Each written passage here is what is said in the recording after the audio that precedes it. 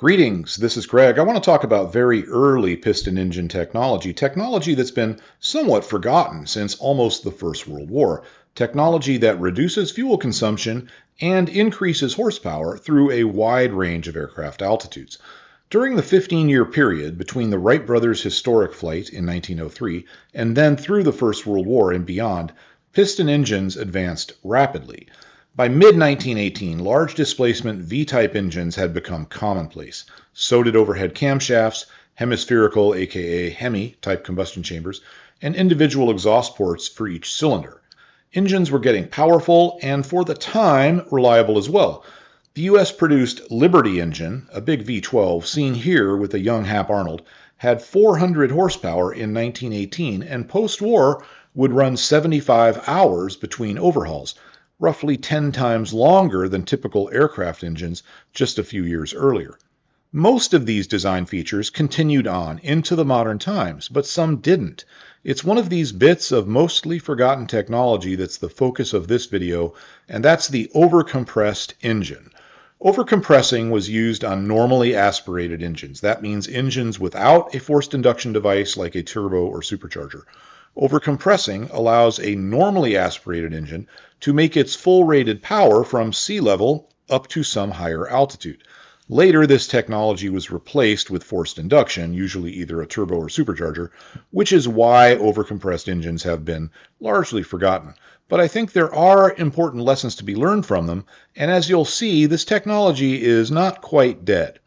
As I know a lot of my viewers are not pilots of piston-powered airplanes, I need to back up a bit and explain the problem the designers were trying to solve, then show how they solved it.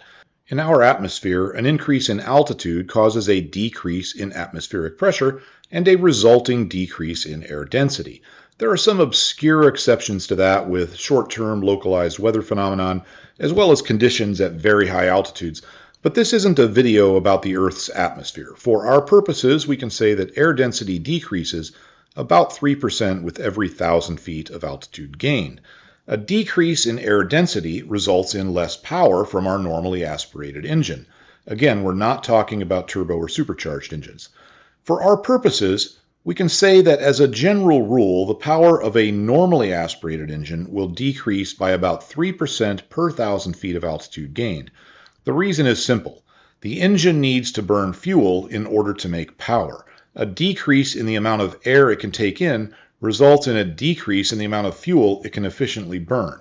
It really is about that simple. A 3% reduction in air density means 3% less air inhaled, meaning 3% less fuel can be burned, resulting in, you guessed it, about 3% less power.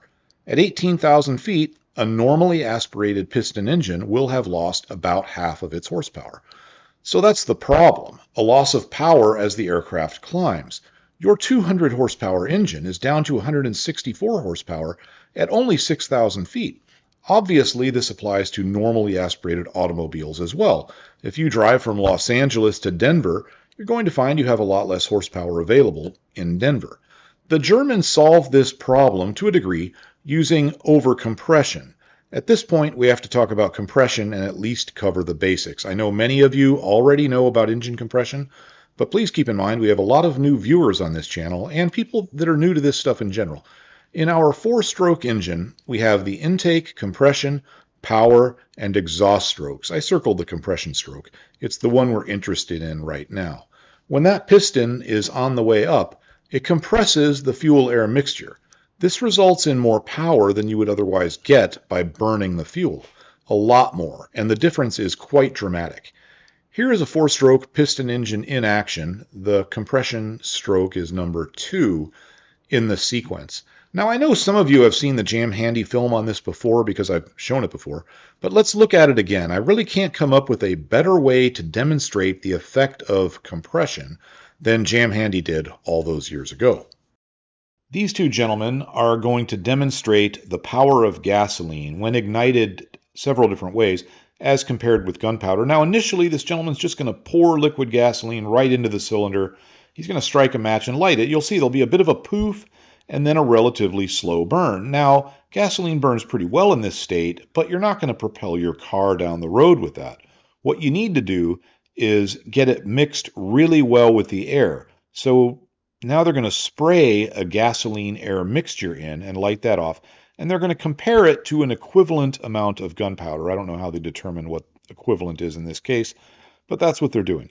Then this is going to be a bigger bang, so they're going to light this off behind the safety of the sandbags, and you will see a pretty big puff. There we go, boom, but a bigger boom from the gunpowder. So this was much more effective than just pouring in the fuel, but gunpowder appears to be much stronger. Now to measure how much stronger, we're going to fire piston connecting rods out of that short block, using it now as a howitzer, and the gasoline goes about a fourth of the way to number 1 gunpowder all the way out to number 2. 8 times farther. The gunpowder propelled that connecting rod and piston assembly 8 times farther. That's a lot. Now we're going to add in compression. They're going to get the hammer of science, it's calibrated, ram that piston home to generate compression of that fuel-air mixture, and fire them off. Gunpowder goes to 2, gasoline goes much farther, about 2 3/4. And that is the power of compression, as demonstrated very well by Jam Handy. So compression boosts power. The amount of compression is largely determined by the engine's static compression ratio, which is a function of the combined volume of the cylinder and combustion chamber when the piston is at the top and bottom of its stroke. If that volume is 10 cubic inches with the piston all the way down, aka bottom dead center, and 1 cubic inch with it all the way up, aka top dead center, then you have 10-to-1 compression. With all other things equal, more compression, or a higher static compression ratio, I should say in this case, means more power. The problem, and there are several problems, but the main problem, is that compression is normally limited by knock. As the piston rises and compresses the fuel-air mixture, that mixture heats up. At a certain point, the heat will cause the fuel-air mixture to ignite prematurely and burn like an explosion rather than a nice rapid burn. Some call this detonation, some call it knock. Either way, it makes a knocking sound, like someone hitting the engine with a little hammer. It's not just an unpleasant sound, though. It can quickly lead to engine failure via a destroyed piston or worse. During the First World War, airplanes were burning fuels which were very susceptible to knock. Aviation fuels would, of course, improve tremendously over time, especially just before and during the Second World War, but during World War I, the anti-knock performance of fuels was very poor. This limited the compression ratio of World War I aircraft engines to around 5-to-1. For comparison, most modern automobiles run at least 10-to-1, often more. Higher compression gives more power, but it also reduces fuel consumption. That sort of makes sense if you think about it. If you can get more power out of a given amount of fuel, that means you need less of that fuel to reach your power requirements for moving your car or whatever it is down the road. For this reason, with all other things equal, if you have 2 cars going down the road, one with 11-to-1 compression and one with 8-to-1, the higher compression car will use less fuel. So why not build economy cars with ultra-high compression? The problem is that without more expensive premium fuel, the engine would knock, so high compression tends to be reserved for performance cars, as the owners of those vehicles will not typically balk at having to run the more expensive premium fuel. Here's the rub.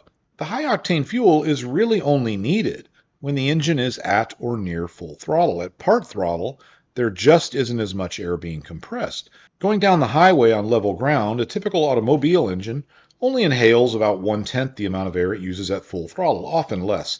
That means while your engine might have a very high 11-to-1 compression ratio, it's not really compressing very much air, thus knock isn't a factor. Now when you go to full throttle, it will inhale a big gulp of air, and knock will be much more likely. As there is no way to predict when and if you will need full throttle in everyday normal driving, owners of high compression automobiles usually run high-octane premium fuel all the time. In a way, it's a bit wasteful, as all that premium fuel is being burned, but it's really only needed for about 1% of the running. However, an airplane is different.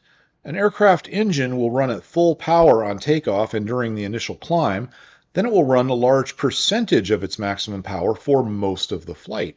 It's usually not less than 75% of the maximum power, thus knock is always a threat. That is, until the airplane gets to high altitude. Remember, as the airplane climbs, the air gets thinner. Thus, at high altitude, not as much air is being compressed. Thus, the risk of knock is reduced, much like an automobile cruising down the highway at part throttle. This brings us to the overcompressed engines. There were 3 which were commonly used. All of them were German. the BMW 3A, the Mercedes D3AU, and the Mercedes D3AV. I'll focus on the BMW engine simply because we have the most information about it, and because it was used in the Fokker D7, a historically very significant airplane. What BMW did is raise the compression of the 3A engine from 4.65 to 1 on their previous engine design up to 6.4 to 1. I realize that by modern standards, that's incredibly low, but in 1917, 6.4 to 1 compression was super high for an aircraft engine. So high, in fact, that with a normal throttle, if allowed to run at full throttle at sea level, knock would be a certainty. In order to prevent engine-destroying knock, BMW used an undersized throttle to restrict the amount of air entering the engine, thus eliminating any chance of knock. Viewed by itself, this would seem pointless. The engine was rated at 185 horsepower on takeoff. At first you might say, so what? A lot of engines of the period made about the same amount of power by using lower compression engines with bigger throttles. So why bother overcompressing? Here's the trick. The plane had a second throttle, normally closed for takeoff, but it could be opened up as the plane climbed to let more air in and maintain that 185 horsepower all the way up to about 2,000 meters, which is about 6,600 feet. Not only that, but power would actually increase up to that point, and it increases quite a bit. In other words, they were optimizing the compression ratio and total area of the two throttles combined for full throttle at about 6,600 feet. Thus, while competing engines started to lose power during climb right after takeoff, the BMW 3A didn't. By 6,000 feet, other engines had lost 18% of their power. But the BMW 3A at that point had actually gained power. In 1922, the U.S. National Advisory Council on Aeronautics, the organization that would eventually become NASA, did a study on this engine. That study provides us with a graph, which does a great job of showing us just what overcompression does. We want to look at the chart on the right since it shows horsepower. NACA tested the engine at various air densities. To make this easier, I put the approximate corresponding altitudes in there, so this should be easier to follow. I'll darken in the 1600 RPM line as that's the one for maximum power. Yes, 1600 RPM red line, that's what these things had. And I'll extend the line down to sea level where the engine makes about 185 horsepower. Now you can see the power climbs from 185 to about 215 horsepower, somewhere around 4,500 feet. That's the point at which the NACA engineers had both throttles fully open. I should point out that I said earlier that the German pilots would fully open the second throttle by 6,600 feet or 2,000 meters. NACA had it fully open earlier. The reason is likely that NACA was opening it as much as possible without knock. The German pilots were probably adhering to a number that was known to be safe for all possible atmospheric pressures and temperatures. In other words, it's real world versus what could be gotten away with in a lab. After peak power is reached, of course, power starts to decrease due to the decreasing air density as the plane climbs. But it's far higher than it would be with a roughly equivalent non-overcompressed engine. For comparison, I'll put in a blue line to represent a typical Allied 200 horsepower V8 of the period. You can clearly see that the overcompressed six-cylinder 185 horsepower engine has a huge advantage over the 200 horsepower conventional engine throughout the vast majority of the altitude range. The 200 horsepower engine has the edge at very low altitudes, but where combat was most likely to take place, from about 2,000 feet up to about 18,000 feet, the overcompressed engine had a big advantage. Not all Fokker D7s had this engine, but the ones that did boosted the reputation of the plane, giving it seemingly impossible performance at altitude. The armistice required that Germany hand over all Fokker D7s, and I think the performance of the BMW 3A engine was a large part of the reason for that. Now, Mercedes also built overcompressed aircraft engines. They were very similar in principle. The big difference was that they just used one standard size throttle and left it up to the pilot not to advance the throttle lever too far until the airplane climbed to an altitude at which it was safe to do so. NACA was impressed by this technology and did continue developing it during the 1920s. In a later report, they detailed their efforts, which included not only the throttling method of preventing knock at lower altitudes, but also pulling back ignition timing and even by using variable camshaft timing, which is impressive considering this was the mid-1920s. I do have these NACA reports in my Patreon section if you're interested in that sort of thing. Link to my Patreon is in the description. Also, please consider joining my Patreon. Members there do get access to all the research material I use in these videos, plus early access to some videos and more. Oh, and like and subscribe if this type of content is something you enjoy. Overcompressed engines worked. So why did the technology die out so quickly? In a word, supercharging. Supercharged engines came on the scene in a big way in the 1920s, and while overcompressed engines could maintain rated power up to 6,000 feet or so, supercharged engines could not only make far more power, they could maintain rated power up to very high altitudes, 20,000 feet, often much higher. It wasn't long before nearly all military aircraft and civilian airliners were supercharged. What about automobiles? Could this technology have benefited them? Well, first of all, supercharged automobiles were hitting the roads as well. During the 1920s, many of the big-name automobile manufacturers were building supercharged cars. However, the bigger issue is that with a car, there just isn't much need for an overcompressed engine. Few drivers travel, say, from Houston, near sea level, to Denver at about 5,000 feet on a regular basis. Even when you get to Denver, once there, you're going to find that most gas stations sell slightly lower octane fuel because they know the air is thinner up there, and with a given static compression ratio, the risk of knock is reduced. Thus, even if you had an overcompressed engine in your car, you wouldn't be able to capitalize on it once you got to Denver. Of course, there may be semi-trucks that drive that route all the time, but they're usually turbocharged, which solve this problem another way entirely. That doesn't mean the principle is entirely dead. It's not. It's just implemented in another way. Many modern cars run very high compression ratios, which helps fuel economy. Then an engine management computer connected to an array of sensors will prevent the throttle from fully opening if it detects knock or thinks that knock is likely. The car's computer will also pull back timing, and many even vary the valve timing, much like what NACA was doing in the 1920s. So modern cars do get away with more compression than they could otherwise use via computer manipulation of the throttle, ignition, and valve timing. So in a way, that's something like the overcompressed engines of World War I. Not quite, but not too far off either. I really hope you enjoyed this video. That's all for now. Goodbye and have a great day. Oh, and just one more thing. I showed this plane earlier in the video. It's a replica of World War I ace Ernst Udet's Fokker D7. It says low on the side and "Du doch nicht" on the tail. That means certainly not you. In other words, you might be on my 6, but you won't be the one to shoot me down.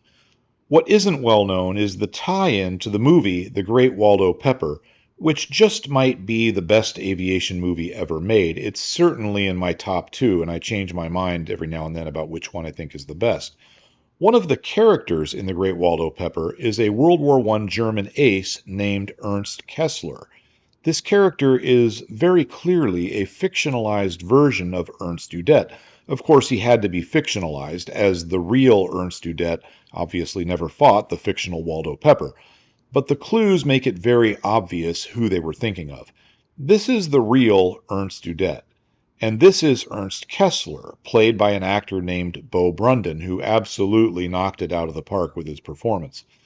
So how do I know Kessler is based on Udet? Not only does the actor look like Udet, the plane flown by Kessler is a Fokker triplane that says Lola on the side and "Du doch nicht" on the tail. In the movie, Kessler says Lola was the name of his first wife. Lo was Udet's nickname for his girlfriend at the time, who became his first wife. Not enough for you? Well, Udet was the highest scoring surviving German pilot of the war. He was the second highest scoring German fighter pilot, only after Richthofen. In the movie, Kessler is presented as the greatest pilot in the world based on his wartime exploits. Kessler, during the movie, toured the country doing stunts and was the first person to do the outside loop, which is fictional, but similar to Udet, who also toured doing stunt flying shows and could do maneuvers no one else at the time could pull off.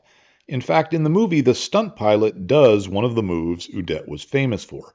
At the end of the movie, when the credits roll, a vintage picture of Ernst Udet shows up.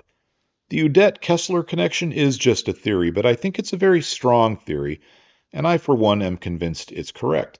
If you've seen the movie, let me know what you think. If you haven't and you like airplanes, you really should take the time to watch it. Goodbye.